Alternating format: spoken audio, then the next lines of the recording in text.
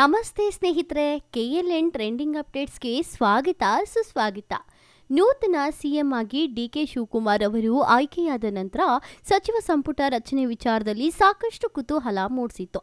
June 3ರಂದು CM DK Shivakumar ಅವರ ಜೊತೆಗೆ 13 ಸಚಿವರು ಅಧಿಕಾರ ಸ್ವೀಕರಿಸಿದ್ರು.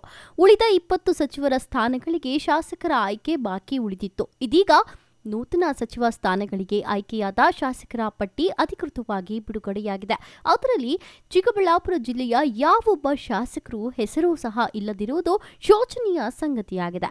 ಸಿದ್ದರಾಮಯ್ಯನವರು ಸಿಎಂ ಆಗಿದ್ದ ಸಂದರ್ಭದಲ್ಲಿ ಜಿಲ್ಲೆಯ ಚಿಂತಾಮಣಿ ಶಾಸಕ ಡಾಕ್ಟರ್ MC ಸುಧಾಕರ್ ಅವರನ್ನು ಉನ್ನತ ಶಿಕ್ಷಣ ಸಚಿವರಾಗಿ ಹಾಗೂ ಜಿಲ್ಲಾ ಉಸ್ತುವಾರಿ ಸಚಿವರಾಗಿ ಆಯ್ಕೆ ಮಾಡಿದ್ರು. ಈ ಸಂದರ್ಭದಲ್ಲಿ ಚಿಂತಾಮಣಿ ತಾಲೂಕು ಶರವೇಗದಲ್ಲಿ ಅಭಿವೃದ್ಧಿ ಕಂಡು ತಮ್ಮ ಸಾಮರ್ಥ್ಯವನ್ನು ಕ್ಷೇತ್ರದ ಜನತೆಯ ಮುಂದೆ ನಿರೂಪಿಸಿಕೊಂಡಿದ್ದರು.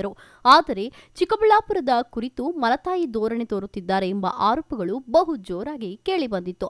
ಇನ್ನು ಈ ಬಾರಿಯಾದರೂ ನೂತನ ಸಚಿವ ಸ್ಥಾನ ಚಿಕ್ಕಬಳ್ಳಾಪುರ ಜಿಲ್ಲೆಯ ಶಾಸಕರಿಗೆ ದೊರೆತರೆ ಇನ್ನಾದರೂ ಚಿಕ್ಕಬಳ್ಳಾಪುರ ಕೊಂಚ ಅಭಿವೃದ್ಧಿಯತ್ತ ಸಾಗುತ್ತದೆ ಎಂಬ ಆಶಾಭಾವನೆಯನ್ನು ಈ ಭಾಗದ ಮಂದಿ ಹೊಂದಿದ್ರು. ಅದಕ್ಕಾಗಿ ಸತತ 3 ಬಾರಿ ಆಯ್ಕೆಯಾಗಿರುವ ಭಾಗ್ಯನಗರ ಹ್ಯಾಟ್ರಿಕ್ ಶಾಸಕ SN ಸುಬ್ಬಾರೆಡ್ಡಿ ಅವರು ನಡೆಸುತ್ತಿದ್ದ ಪ್ರಯತ್ನದ ಫಲವಾಗಿ ಸಚಿವ ಸ್ಥಾನ ಈ ಬಾರಿ ಪಕ್ಕಾ ಎಂಬ ಮಾತುಗಳು ಕೇಳಿಬರುತ್ತಿತ್ತು.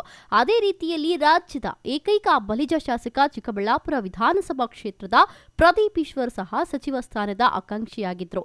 ಇನ್ನು ಚಿಂತಾಮಣಿ ಶಾಸಕ ಡಾಕ್ಟರ್ MC ಸುಧಾಕರ್ ಅವರು ಸಹ ಮತ್ತೊಮ್ಮೆ ಸಚಿವರಾಗಿ ಅವಕಾಶ ದೊರೆಯುವುದೆಂಬ ಆಶಾಭಾವನೆ ಇಂದಿದ್ದರು. ಎಲ್ಲರ ನಿರೀಕ್ಷೆಗಳು ಸಹ ಇದೀಗ ಹುಸಿಯಾಗಿದ್ದು ಚಿಕ್ಕಬಳ್ಳಾಪುರ ಜಿಲ್ಲೆಯ ಸಚಿವ ಸ್ಥಾನದ ಆಕಾಂಕ್ಷಿಗಳ ಆಸೆಗೆ ಎಳ್ಳು ನೀರು ಬಿಟ್ಟಂತಾಗಿದೆ. ಡಿಕೆ ಸರ್ಕಾರದ ನೂತನ ಸಚಿವರ ದಂಡು ಪಟ್ಟಕ್ಕೆ ರೆಡಿಯಾಗಿದ್ದು ಡಿಕೆ ದರ್ಬಾರ್ ಮತ್ತಷ್ಟು ವಿಜೃಂಭಿಸಲಿದೆ.